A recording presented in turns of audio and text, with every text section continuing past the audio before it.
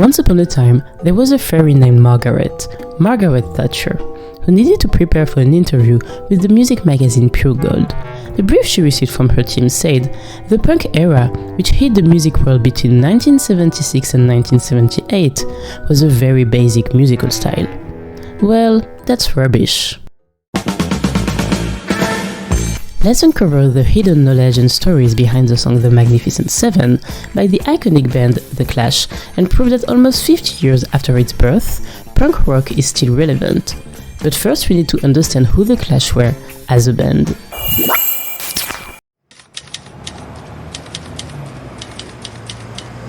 The Clash were an English punk rock band formed in London in 1976. The band was composed of Mick Jones, lead guitarist and vocalist, Paul Simonon at the bass, the drummer Topper Headon, and of course Joe Strummer, who was the lead vocalist and one of the guitarists. From 1976 to 1985, they released a total of 6 studio albums and were key players in the punk rock scene.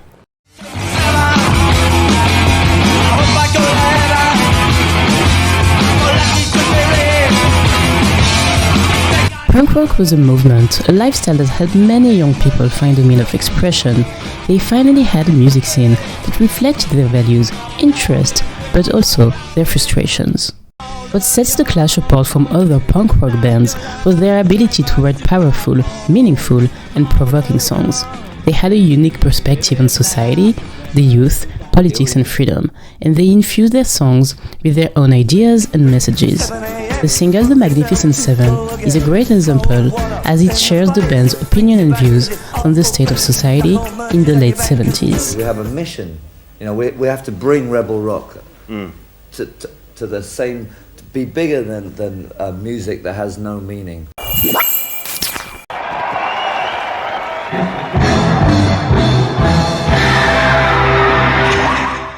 The Clash traveled from England to the US to play gigs and work on their upcoming album, Sandinista, which features the single The Magnificent Seven.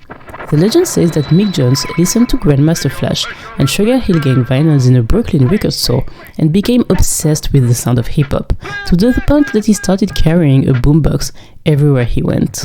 From funk to hip-hop culture, the band was very inspired by what they saw and the music they heard during their time in New York City. They opened up to new sounds, immersed themselves into a new culture, and let all of this infuse their own sound, which resulted into the single The Magnificent Seven and the album Sandinista, which is a beautiful mix of music genres from rock to punk rock to hip-hop and even reggae. In the chorus of The Magnificent Seven, we can clearly hear how the band was influenced by the classic hip-hop call and response aesthetic.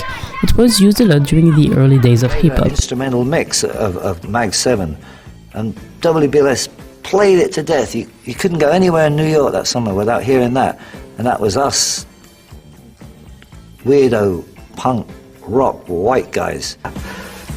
The Magnificent Seven! Ring, ring, 7 a.m. Move yourself to go again. Nowadays, we are used to listening to what seems like unexpected collaborations on paper. Think Coldplay and Jay-Z, or Metallica and Lady Gaga.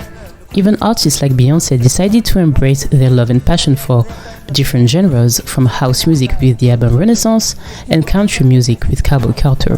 But The Clash paved the way for these artists because they blended very different musical genres when it wasn't really a thing in the music industry. The Clash also inspired hip-hop artists such as Chuck D from Public Enemy, who said in an interview with NBC, "They showed me that music can be a powerful social force and it must be used to challenge the system." We took that from The Clash because we were very similar in that regard. Public Enemy just did it 10 years later. The Magnificent Seven was written during a time of crisis for the United Kingdom, and it gives us a good understanding of what many citizens felt, as it portrays the day of an ordinary working class man and expresses views on the ongoing economic crisis and system. In the late 70s and early 80s, England was in the middle of an economic and social crisis. Unemployment was very high, peaking at almost 12% in 1983, and inflation was on the rise. There were power cuts happening around the country, and many workers went on strike to protest and fight for better pay and work conditions, especially during the winter of discontent from September 1978 to February 1979. so just before The Clash recorded The Magnificent Seven.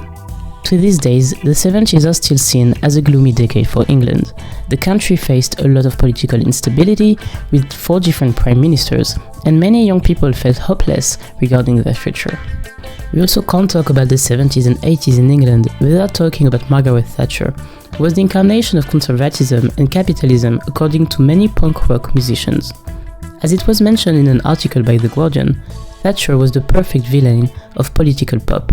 Talking about punk rock musicians, the article states, they already had the values and now they had the villain.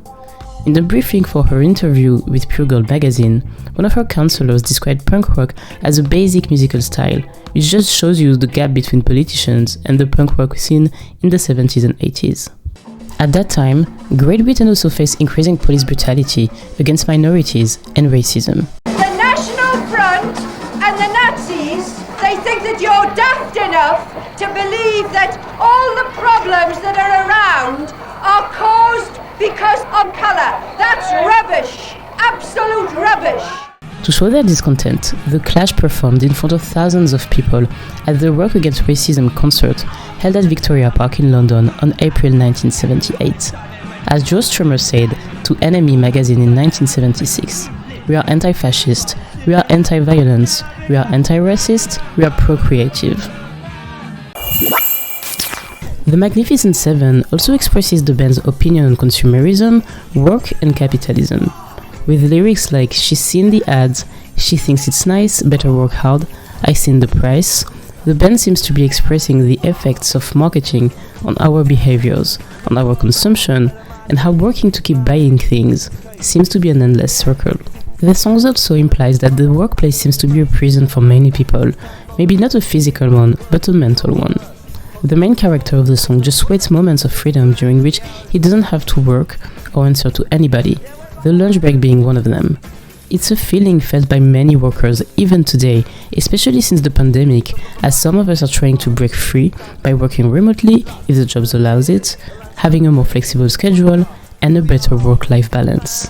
The song also critiques excess capitalism in the entertainment industry, depressing news reports, increasing police brutality against minorities. The Magnificent Seven just seems to be one of these timeless songs written by a fearless band, a song that gives us a perspective on history. It raises questions about how we work, how we consume. If you want to watch more videos like this one, leave a comment with the song you would like us to talk about, and of course, don't forget to subscribe.